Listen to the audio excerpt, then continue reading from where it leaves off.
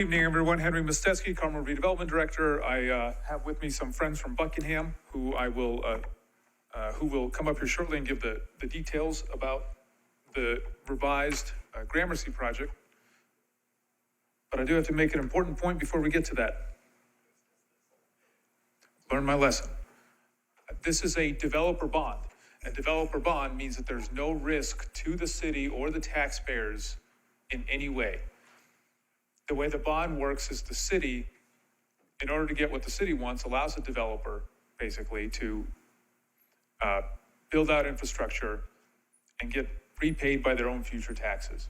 And if they don't build the structure as large as or as nice as they were going to for some reason, and the taxes don't come in that they were expecting to make payments on the developer's bond, they're out of luck. The city's not responsible to make any payments. The city has no obligation to make any payments. It is completely at the developer's risk.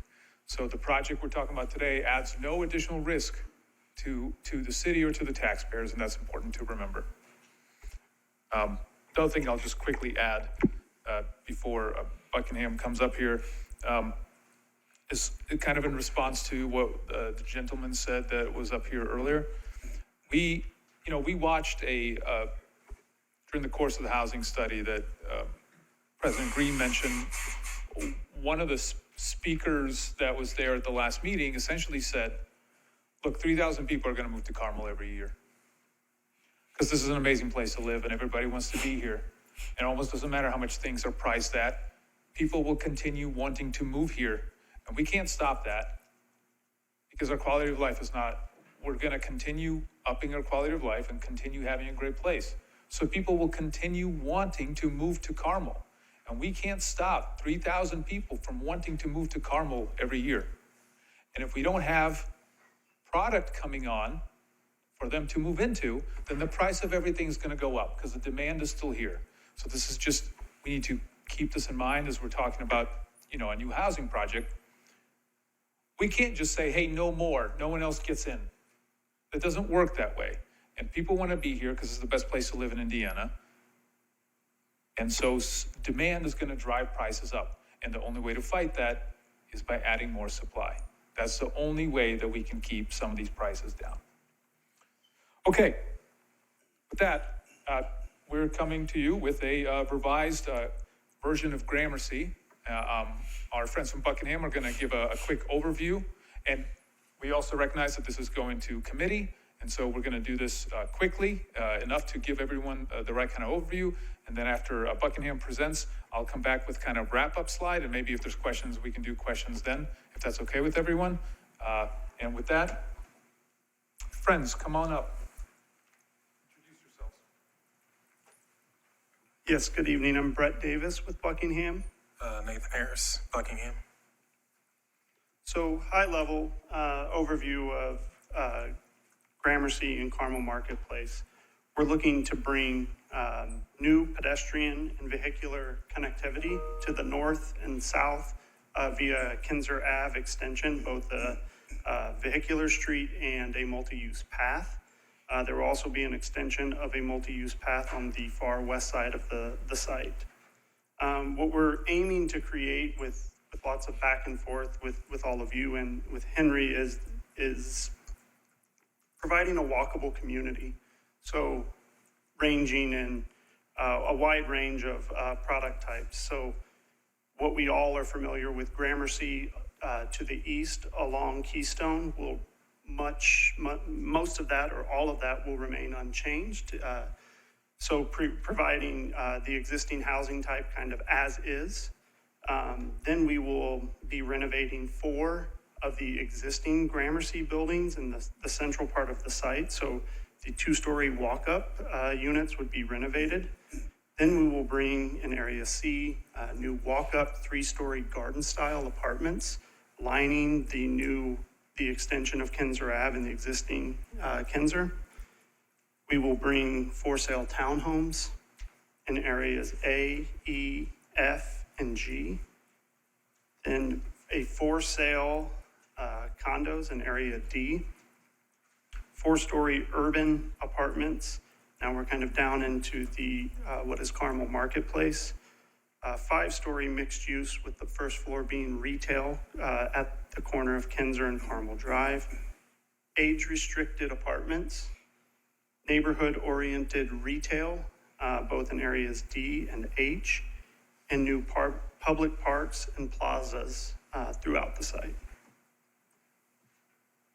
Kind of a bird's eye looking from Carmel Drive and Keystone looking north. Phase 1 of Gramercy East, we're looking at a start Q2 of 2025. We would bring 63 for-sale townhomes to Area E, 64 renovated existing garden-style apartments. Those are the existing 2-story product.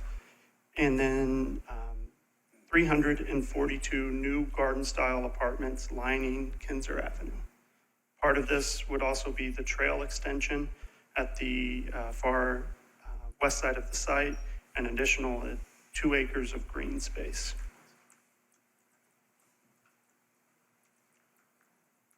Phase 2 of Gramercy East scheduled a Q2 2026 start. And when I say start, that's a construction start. We would bring an additional 104 for-sale townhomes. Area D is the 24 for-sale condominiums, 61 podium parking spaces, and 8,000 square foot of retail. Kind of seen from the rendering here, you can kind of see the public plaza, and then after a lot of back and forth, we're committed to bringing 24 high-end condos for sale. Again, kind of adding to that full range of product type. And then the activated plaza, and then the end caps with retail. Phase 1 of Carmel Marketplace, now to the south near Carmel Drive. You can kind of see the Kinzer Ave extension to the north. See the 20,000 square foot of retail, the 260 multifamily apartments, and a new parking structure at 516 cars and 20,000 square foot of retail, and then a very active public space. So this would be the corner. You can see the retail. So we're Kinzer Ave, the extension there on the right side of the screen, Carmel Drive, a new roundabout project.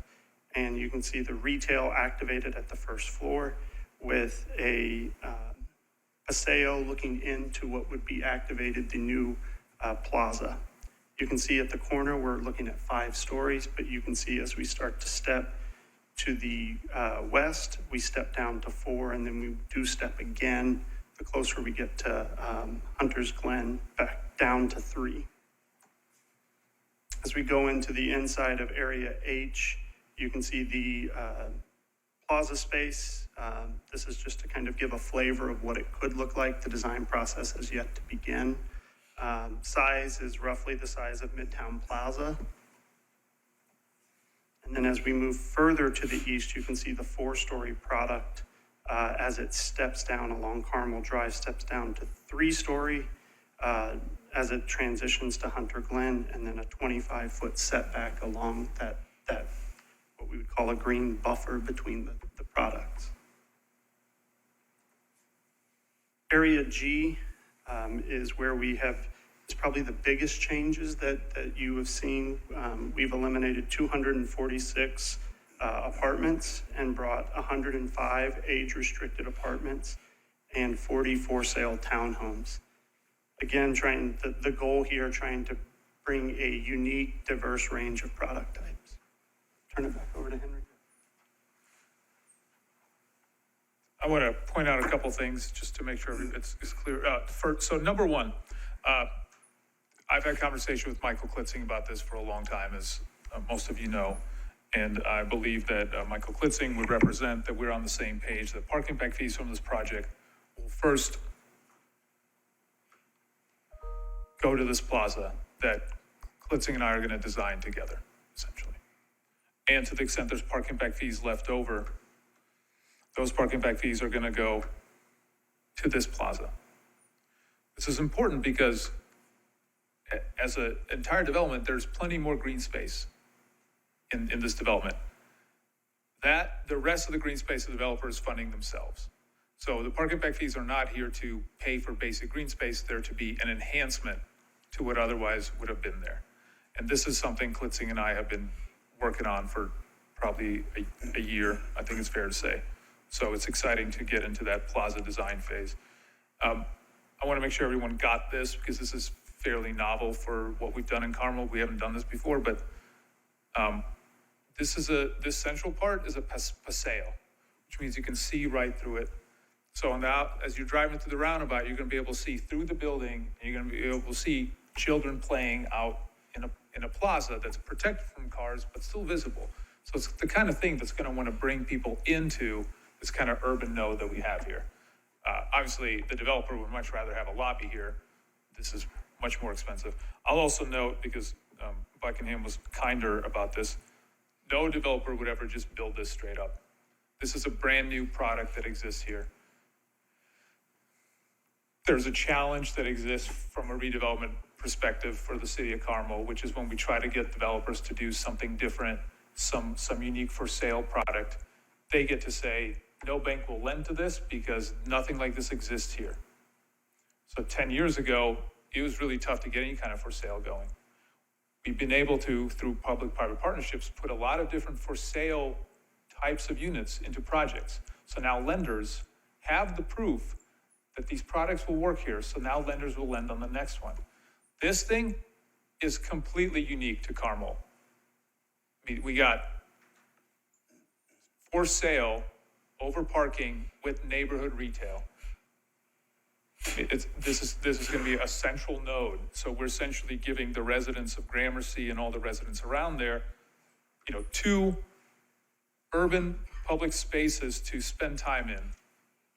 Area D that you can see here, and Area H. That's walkability. That's the stuff that drives up property values and makes people actually want to be here. We're replacing a giant parking lot, if you remember. So then last week, the developer, a number of counselors, and I had a meeting with a lot of the neighbors. We rented out space at the event center. I'd say it was very well attended. There was a lot of good dialogue. It's a good positive step. And then, here I am with my number talking points, which are important. This project raises the assessed value per acre from $300,000 to $6 million an acre for this property. I know we're talking about 1,000 units. It's important for everyone to remember this is a 10-year project. Not everything's being built today. Some of this stuff won't start until 2028, 2029. So it's not like we're about to have all this stuff all on the road all at the same time. This will take time to come online in phases. It'll be very thoughtfully done. Another question that was asked by someone about another project. I mean, Jeremy Cashman, our city engineer, has been involved from the beginning. This isn't a situation where we ask the developer to go do some parking studies. This is a situation where our own city engineer is planning for exactly this from the beginning. So from the city side, from the engineering side, from John Duffy, our utilities director, who plans out these things well in advance, this is all very well coordinated, and it's not a surprise to anyone. So we get a huge $300 million investment. There's a slight TIF split on this project, 98-2. We're getting almost 240 for sale units, which is the largest component of a redevelopment project we've ever done with this many for sale units. We're getting art, we're getting public plazas, we're getting a public parking garage. And also on that condo unit, on that condo building, there's a profit share. So if the developer sells it for more than, if the sales prices are more than what we initially expect, the city will share in the benefit of that to some extent. And again, this project is a revised version, a smaller version of what was there before. So we've reduced it by about 250 multifamily units. We've added back in more for sale, and we've added back in more age-restricted housing, which is something that I know our community asks for. With that, I hope any of us can answer any other questions, or we look forward to spending time with you in committee, council. Councilor Taylor. Thank you, Henry. So back in 2012, I believe I was working at the National Bank there, and they started surveying our property for the elongated roundabout. Can you talk to a little bit how long the Kinzer and the Kinzer extension was planned regardless of this project, and the elongated roundabout, I believe, has been planned for over 10, close to probably 10 years. Could you touch on that a little bit? I think those improvements are important regardless, because of the north-south connectivity we don't have. We have Range Line and Keystone. So could you talk about that a little bit? And then I had a couple follow-up questions. Yeah, I mean, you're number one, you're spot on. I mean, look, development here is in many places suburban, characterized by lack of a street grid. That's how you know you're in the suburbs, when there's just one road to take you anywhere, or giant, county-style blocks. And then as we build out a walkable city, not just walkable, but also a city where emergency vehicles can get to the same place through several different routes, that's how you're building a more walkable, a safer city. And so today, to go north-south, you're either taking Keystone or you're taking Range Line, but there's plenty of cars already. So to have this new north-south connection is a big deal to us. I think it is fair to say that our engineer, Jeremy Cashman, has been planning on doing, reworking 126th Street, Carmel Drive, for a long time. I'd say Kinzer is important, but sometimes the engineer has to shift priorities as projects come forward. So I'd say it's fair to say that this project is shifting that priority further.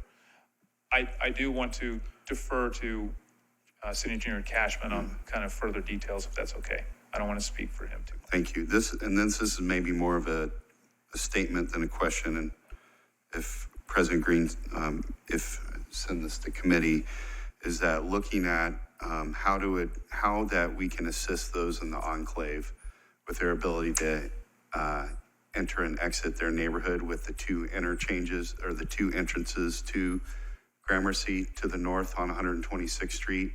Maybe there's a possibility of eliminating one or creating a situation where it's much easier for those neighbors in the enclave to get in and out. As far as traffic studies, you're saying that engineering under City Engineer Cashman has performed their own internal traffic studies? Are you saying that, or has he hired outside consultants to conduct a traffic study? Could you touch a little bit more on what study related to traffic has taken place? I don't want to speak to our city engineer. I don't want to put words in his mouth, so I'd rather defer to him. But I would say that Committee. the city engineer, Carmel Drive is of vital importance. I mean, that's one of our main thoroughfares. So I think that he has had a plan to, let's call it, modernize Carmel Drive. But I will defer to him. And then this last one is a question, which is one of the components that I appreciated most. And the plan was item G, the age-restricted housing. We know there is a need for senior housing in our community. I don't need the Housing Task Force to tell me that. So it was a little disappointing to see that component wouldn't even start till 28, which is one of the later components of the project. Is that correct? Yeah, I mean, the marketplace section is today filled with tenants, filled with an event space, and you have a bunch of tenants. So it's just going to take time for. But phase one starts as the five-story mixed-use building with Paseo. So that seems to be on the same part of the parcel. Yeah, I think ultimately we can be flexible as we move forward here and see what the market needs and how we can finance in different ways. Of course, if we get into this and we see that financing's available earlier for a larger project, we we will move that forward. I think initially what we're trying to do though is address the hard corner and get the corner set and then move north in that fashion. But yes, there is a component too of existing tenants in Carmel Marketplace and demoing the back building, and how we phase that out is kind of what our thinking was, with that being 2 phases. I would certainly want them to build the public plaza faster before anything else so that more people can utilize it. But if they can do it all at the same time, great. Thank you. Before I go on to Councilor Austin and then Councilor Manar, so everybody knows, the plan is for this to go to committee. Now, historically, this is purely an economic finance item, then it goes to the finance committee. But what we're going to be doing with the Gramercy and some of the projects coming in the future, there are some land use components based on some of the questions that were asked by Councilor Taylor, and lots of concern about transportation, Carmel Drive, and accessibility, not just accessibility north of Carmel Drive, but, you know, as people said at that public meeting that Councilor Austin had, if you're on the north side of Carmel Drive, it's really tough to get to the south side of Carmel Drive. So those are items that need to be discussed, especially if you're going to add 1,000 plus people or so on that north in this project.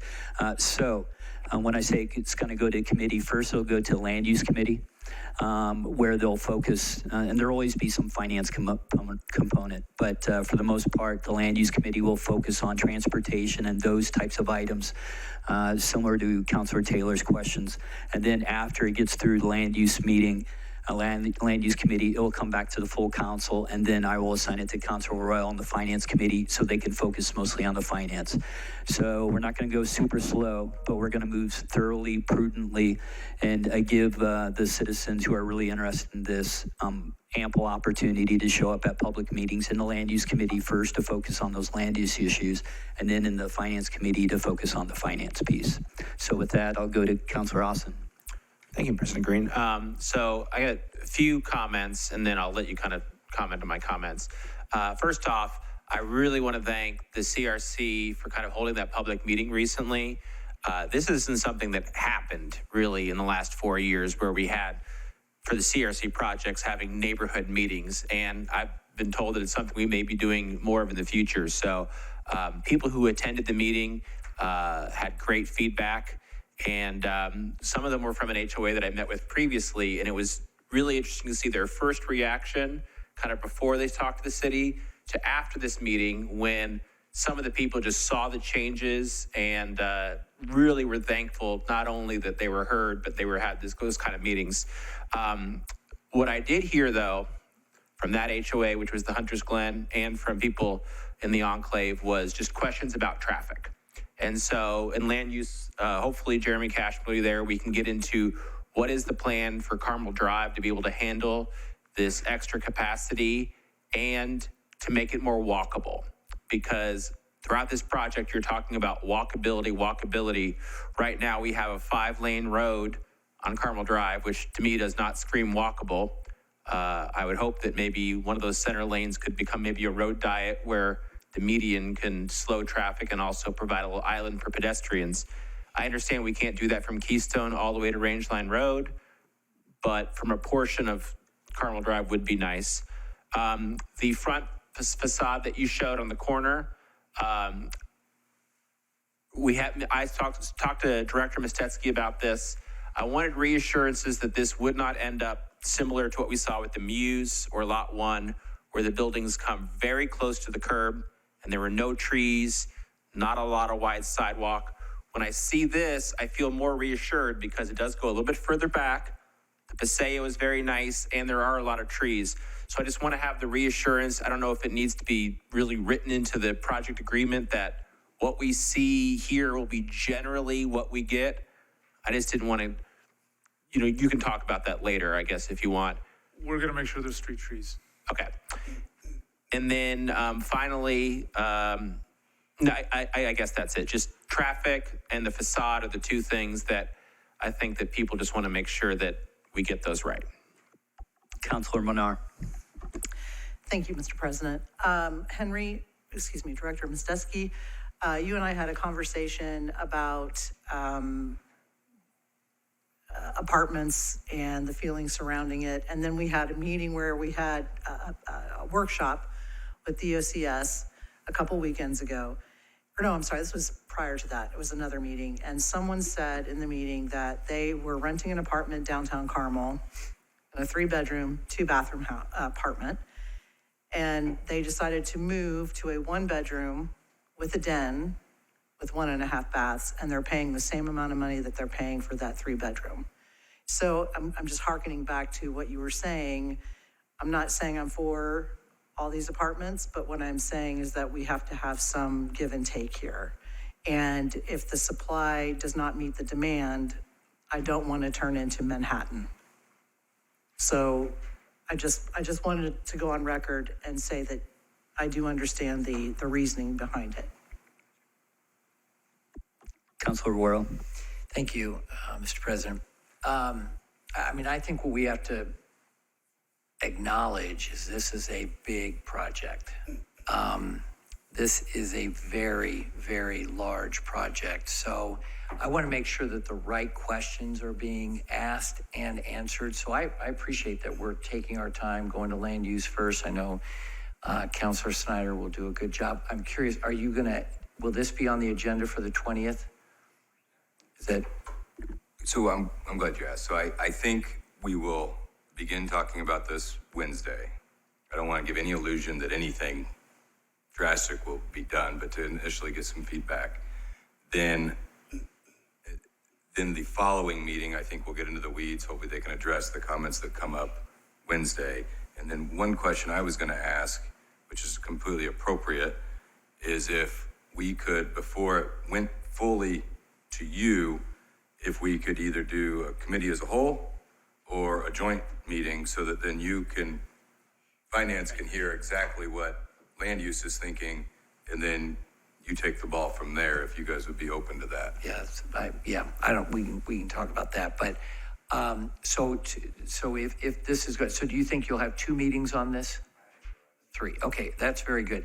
So a couple of things, I cannot make the 20th, but I will be there for the other ones, assuming that I can. But are there public restrooms built into this project already for the public spaces? We're going to make sure there's public bathrooms as part of the plaza. Okay. And this information, the stats, I couldn't find them in the packet, so can you make sure we get those? I will have this entire PowerPoint sent around to all the councilors. I need that so I can study. Garden-style apartments, you've identified these garden-style apartments. That's not a product that we typically do redevelopment around. I would like to know your definition of a garden-style apartment, number one. I'm not sure if that's you, Mr. Mostesky, or Buckingham. But number two, why garden-style apartments when we have shied away from that product in our most of our redevelopment projects? Sure. Garden-style apartments is a apartment building that's in a parking lot where everybody parks outside the building and you walk through your front door. Well, it's where I grew up. I grew up in garden-style apartments. I'm sure many of us have. So the distinction between is, you have urban apartments, like it's usually a 5-story building, usually has a garage, usually has first-floor retail. That's kind of more urban. And then garden-style is like large swaths of area with apartment buildings kind of sprinkled in amongst large parking lots. So, the answer is everything is site-specific. And in like along the Monon, right in the core, no, the Redevelopment Commission would never be attempting to push garden-style apartments because they're along the Monon, for example, right around Midtown Plaza. That's not an appropriate place for garden-style spread-out apartments.